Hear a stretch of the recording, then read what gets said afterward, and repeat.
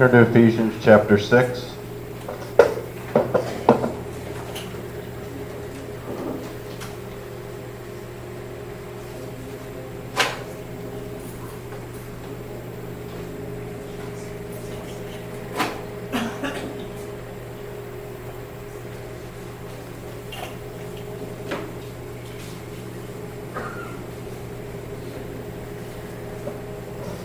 Stand, please, for the reading of God's Word.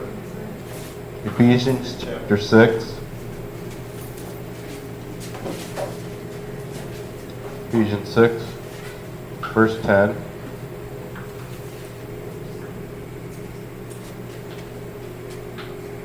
Finally, my brethren, be strong in the Lord and in the power of his might. Put on the whole armor of God, that ye may be able to stand against the wiles of the devil. For we wrestle not against flesh and blood, but against principalities, against powers, against the rulers of the darkness of this world, against spiritual wickedness in high places.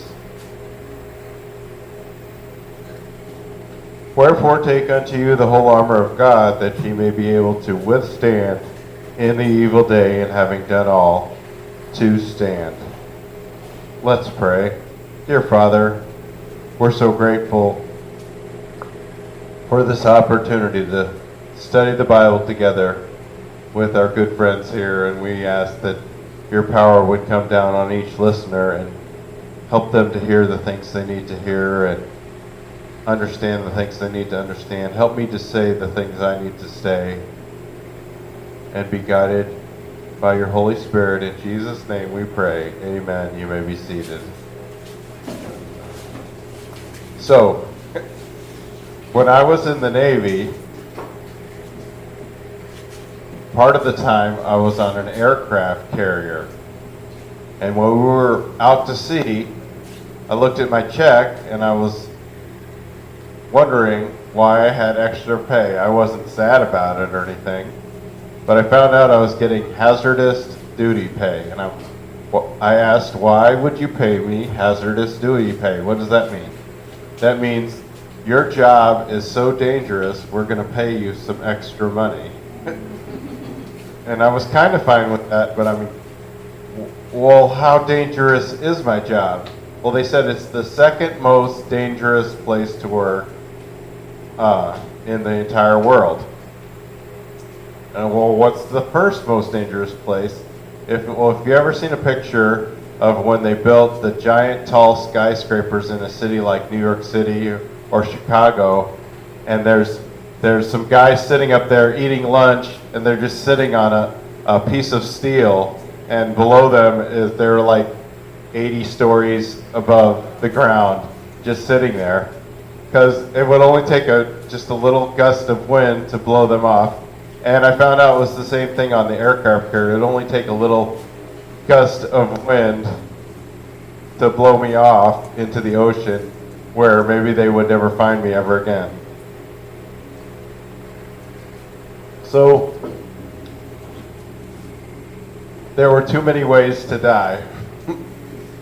There was this jet, there were a bunch of jets running, and the front of a jet is kind of like a vacuum cleaner pulling in air, and the back of the jet is like a blowing machine, like a gigantic fan.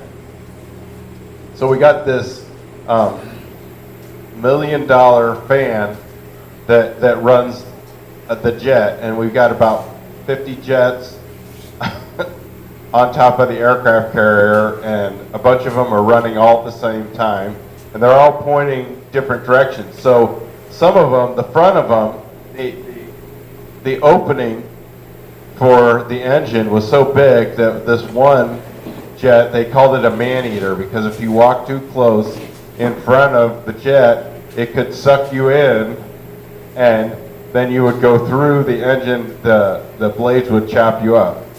So yeah, it's pleasant. Or if a jet was turning and you were behind it, the air being blown out of the back of the jet could blow you over the side of the ship. So there were other ways to die. there were the ejection seats that were active, and several times a pilot would be going to get into a jet, and they'd reach or they'd slip and they'd grab onto a handle that would set off the ejection seat, and the ejection seat would start a rocket in the seat that would push the seat about 200 feet up in the air, and the pilot was hanging onto it. Normally, if the plane is going to crash, he'll pull that ejection seat activator, and he'll be wearing a parachute, so when he's coming down. But when he's leaning over the seat, he's not sitting in the seat, so he's not strapped into his parachute. So lots of danger on an aircraft carrier.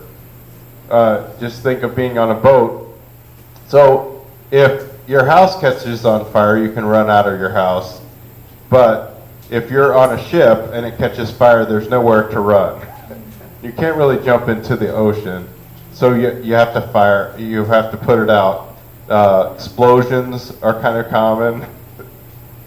So when the jets would land, they had this thing called an arresting cable that would catch the jets, because they would come in at full speed in case they missed this arresting cable that would catch them. They would have to take off again or crash into the ocean. So it was very dangerous, and if you were in the wrong place at the wrong time and one of those arresting cables broke, it would swing out across the top of the aircraft carrier, and it could cut people in half.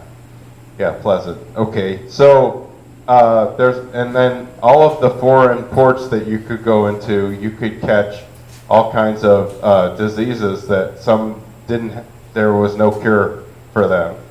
So what do we need? We needed special pants. We would wear special pants, and if you'll notice sailors' pants, the bottom of them is wider than in the leg. They would call them, sometimes they would call them bell bottoms. And so that was made so that you could take your pants off over your shoes. So you get your pants off really fast, because your pants are a flotation device. If you fall into the ocean, you tie up the end of the pant leg and you throw the pants over your head to grab some air, and then you can actually float on top of your pants. That also, we would wear a life vest. There was a rescue helicopter. There were fire hoses. We would go through drills all the time. We had special training to protect us. We were concerned about protection. We had fire-resistant shirts. We would wear special boots. Some of the boots were special where you could kick them off really fast. Some of them they could not come off of your feet. We would wear helmets, goggles, earphones to protect our hearing. So I'm talking about this because tonight we're going to be talking about the armor of God.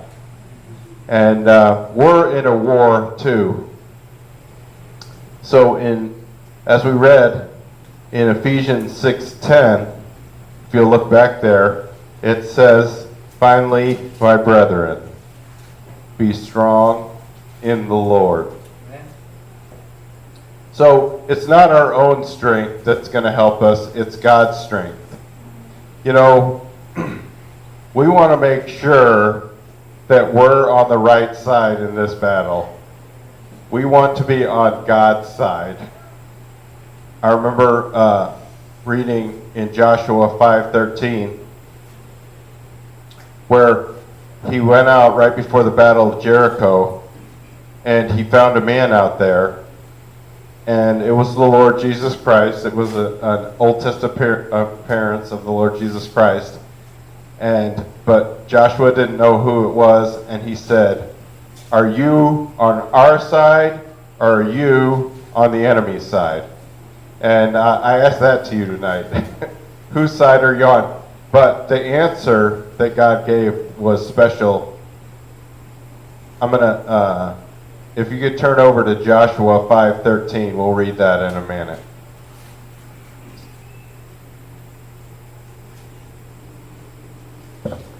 But hold your place in Ephesians because we'll be right back.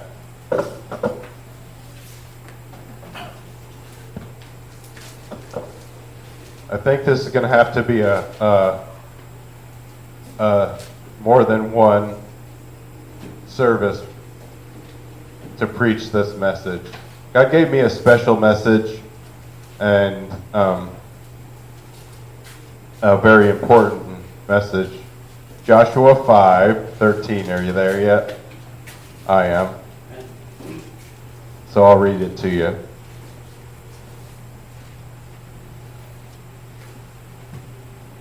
And it came to pass when Joshua was by Jericho that he lifted up his eyes and looked, and behold, there stood a man over against him with his sword drawn in his hand. And Joshua went unto him and said unto him, Art thou for us or for our adversaries?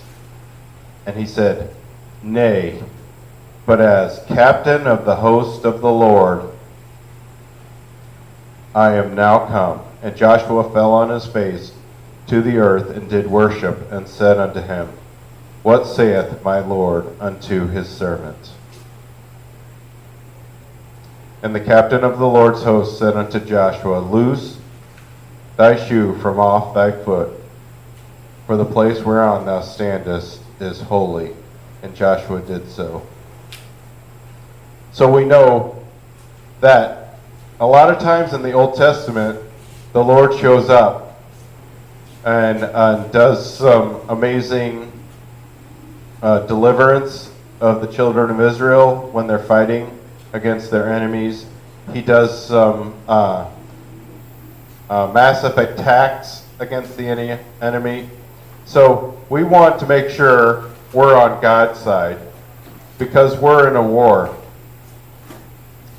So we're going to go through this 6th chapter of Ephesians. It'd be a good idea for you to memorize this stuff because it can really help you in your Christian life if you'll realize that sometimes there's not an explanation for the bad things that happen to us. So we're going to talk about the armor, and we talked about His strength, not our strength, His strength. And we're going to talk about how we need to stand. The Bible says we're supposed to stand.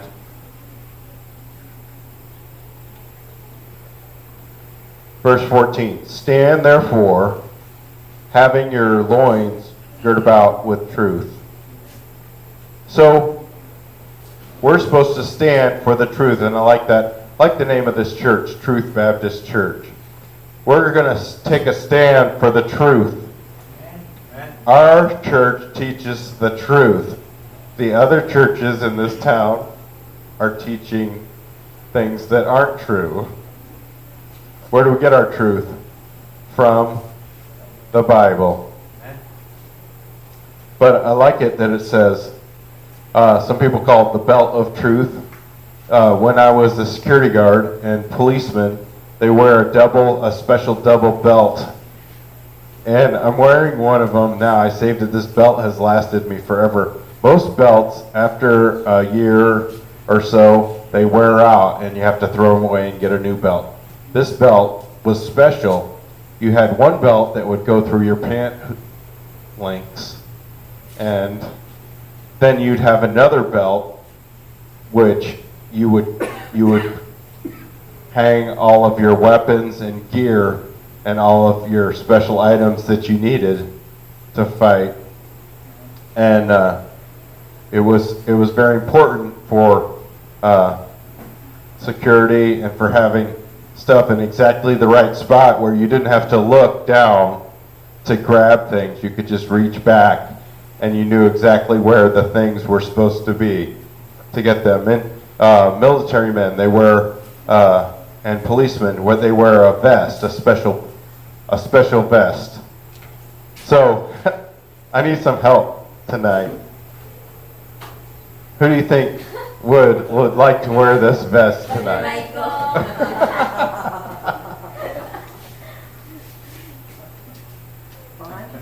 Fawn, the star of the play. Come on, Fawn. All right. All right, come here. Climb up on that chair, and then stand up on those. The platform though, Yeah. Here you go. So, this is called a breastplate. Wow. So hold it up there on the sides. Normally it would sit a little higher, but it'll protect him from anyone could swing their sword against him to try to cut him. But he's wearing armor, and it's important for us to wear armor. You don't have to hold it up the whole time. You can let it droop down. But when you're wearing a Kevlar vest, is what they call it in the military.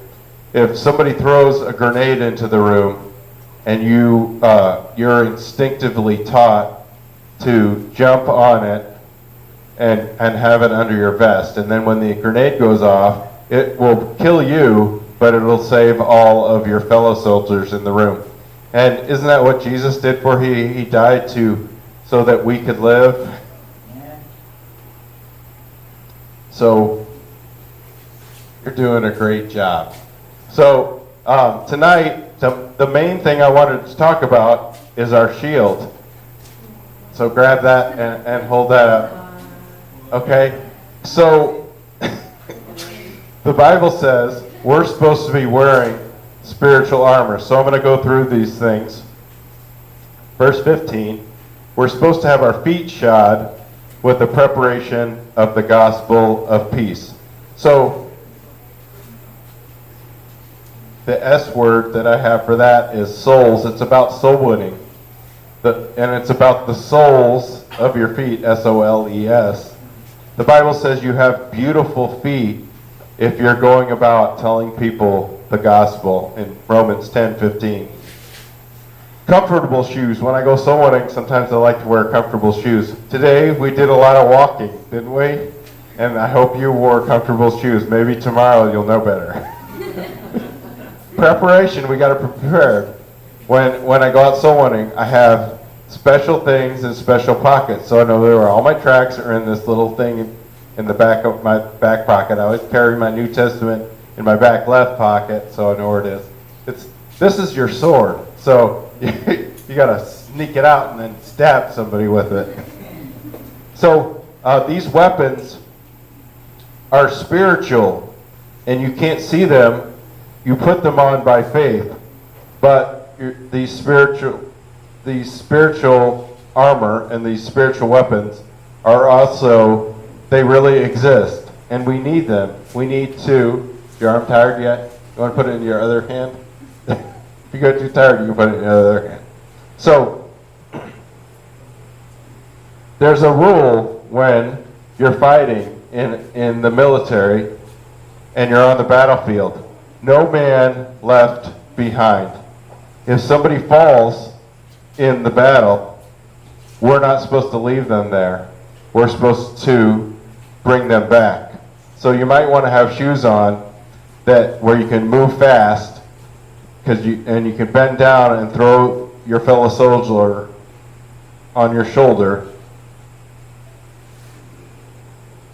because no man should be left behind. And we had times where we would check everyone that's there, and okay, where's this guy that's supposed to be here and he's missing? So, and he was missing, we'd have to go back and get him. So tonight, the main thing I want to talk about is the shield of faith. Because in verse 16 it says, above all, taking the shield of faith, wherewith ye shall be able to quench all the fiery darts of the wicked.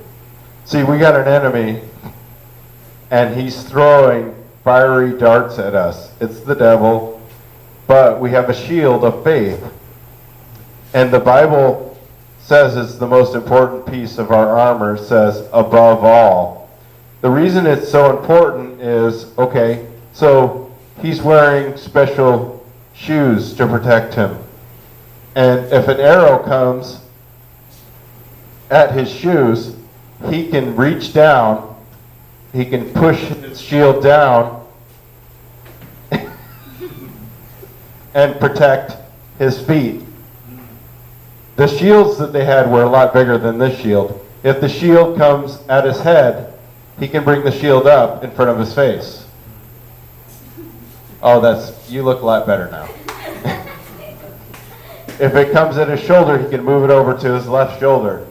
If the dart's coming right here, wherever the dart's coming, he can move it. If the dart's coming over here, he can move it just in time. So it's very important. But I'll come back to the shield in a minute. There's a helmet of salvation. Protect our mind. Knowing that we're saved. Salvation. And take the helmet of salvation and the sword of the Spirit, which is the Word of God. Hebrews 4:12. Turn over to Hebrews 4:12, but stay in Ephesians 2, because we'll be right back. All right, you can go down. You can wear that the rest of the time, though. Thanks for your help, soldier.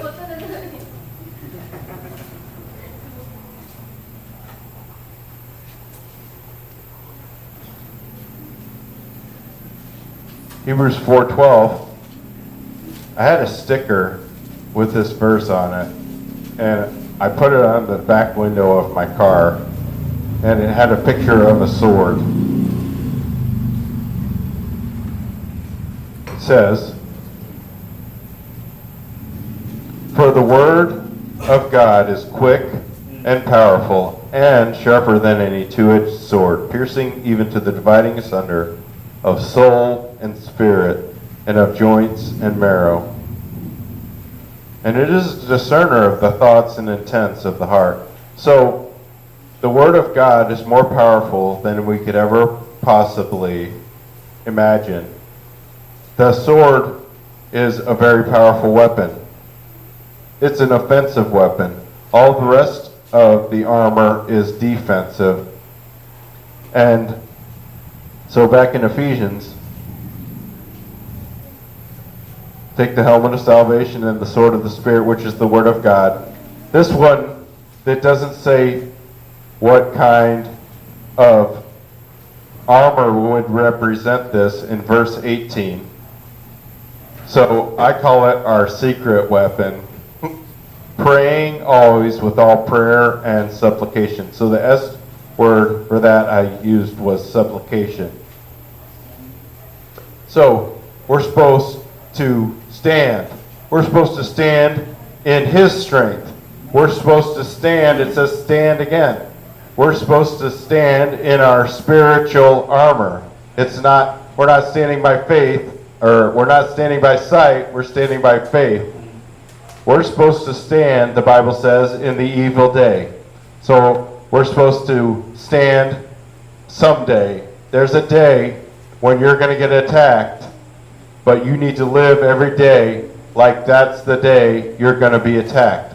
We need to stand with our souls being concerned about the souls of men, our feet. We need to stand with our shield. We need to stand with the helmet of salvation. We need to stand with the sword of the Spirit. We need to stand in supplication. So these are things we need to put on every day. We need to wear the breastplate. We need to guard our heart.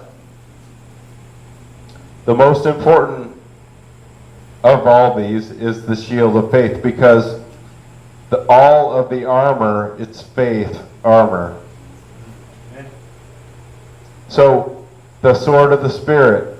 We need to be able to quote the Bible. How did, when Jesus was tempted, he quoted the Bible. It was the weapon he used against the devil.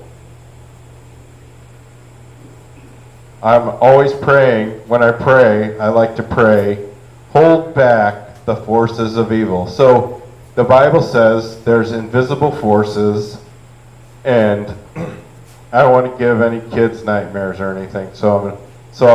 I'm I'm going to be careful about this, because there are evil forces, and we're supposed to pray for God to hold them back.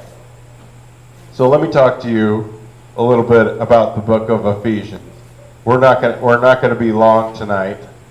So most of this, I'm going to come back to it later. But there's some interesting things about the book of Ephesians. This is one of my most favorite books in the Bible. So it's very doctrinal. The first half of it is very doctrinal, and the second half of Ephesians is very practical. Paul started the church at Ephesus, and Timothy was the pastor. So when we look at the books of 1st and 2nd Timothy, we can find a lot more. Probably of all the churches, we know more about this church in Ephesus than the other ones, except for maybe the church in Jerusalem. It's interesting. It had its own heroes of the faith there. Paul was there. Timothy was there. The Apostle John was there for a while, and we know that he was taking care of Mary, the mother of Jesus. We know Apollos was there, Priscilla and Aquila. You know, when the book talks about spiritual things, in the beginning, it talks of Ephesians, it talks about our spiritual birth. Then it talks about the spiritual body, the church. It talks about our spiritual behavior, our relationships.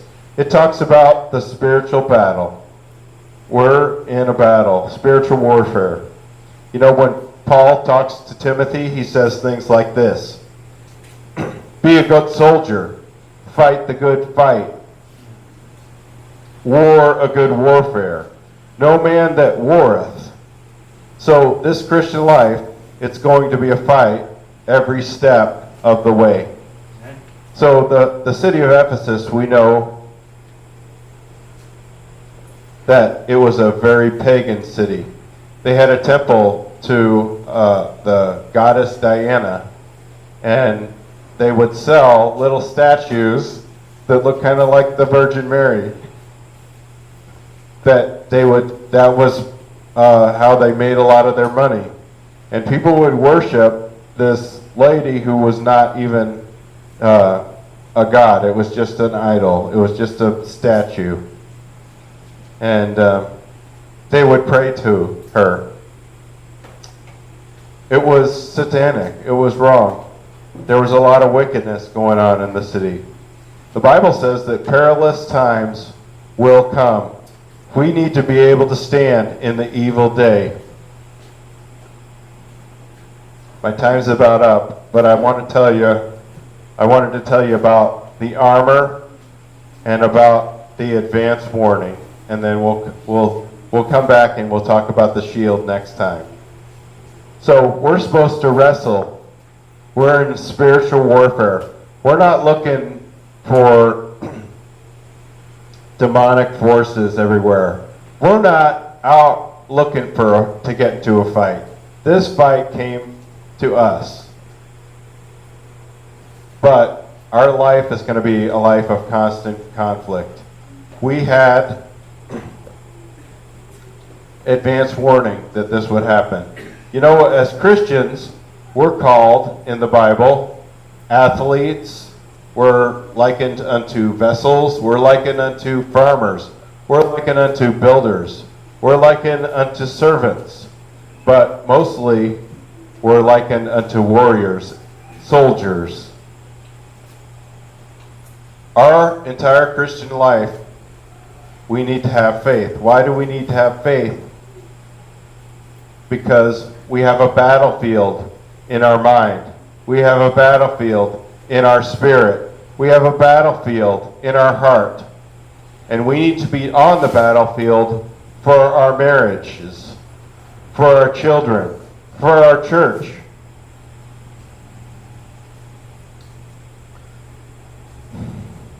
So, I didn't get very far, but remember, you need to learn about this armor. You need to think about this armor. You need to be putting on this armor every day. You need to be protected from the things that are going to happen. You've had advance warning from the Bible. That's why we need to read the Bible. If something bad is going to happen to us, if we don't know about it and we're not prepared, the Bible says there's an evil day and we need to be ready. And it tells us exactly what we need to do and what kind of armor we're supposed to put on to be ready. But remember this one thing, and we'll come back to it next time, that above all, that we have this shield of faith. I'm trying to tie this into faith for you because our shield is the most important piece, because it doesn't just cover our mind like the helmet of salvation. It doesn't just cover our chest or our heart like the breastplate. It doesn't just cover our middle section like being girt about with truth. It doesn't just cover our feet like the preparation of the gospel, your feet shod with the preparation of the gospel of peace. No, it can cover everywhere. And it's a shield of faith. And if you'll let me, I'm gonna skip to this one part, and I'm just gonna read you. I'm gonna read you what it says in the book of Psalms. It says a lot of things about our shield, and most of it was written by someone who was a soldier basically all of his life, all of his adult life. He was a soldier, and it said that of him that he had slain tens of thousands, and that was just talking about one battle. Tens, you know, if you slayed 100 people, but if you slayed tens of thousands of people, and it may have just been an exaggeration of how many he killed, but he was known as someone that fulfilled God's will, and his name was David. So let's see what it says in the book of Psalms about our shield. What kind of shield the Bible talks about? In Psalms, it says that our shield is Psalm 47:9. The shields belong to God. Psalm 28:9. The Lord is my shield. Psalm 144:2. My shield and he in whom I trust. Psalm 91:4. His truth shall be my shield. Psalm 84:11. The Lord is a sun and shield. Psalm 18:35. He giveth me the shield of thy salvation. Psalm 59:11. O Lord, our shield. Psalm 5:12. With favor wilt thou compass him as with a shield. Psalm 3:3. But thou, O Lord, art a shield for me. Psalm 119:114. Thou art my hiding place and my shield. Psalm 115:9. Trust thou in the Lord, he is their help and their shield. Psalm 84:9.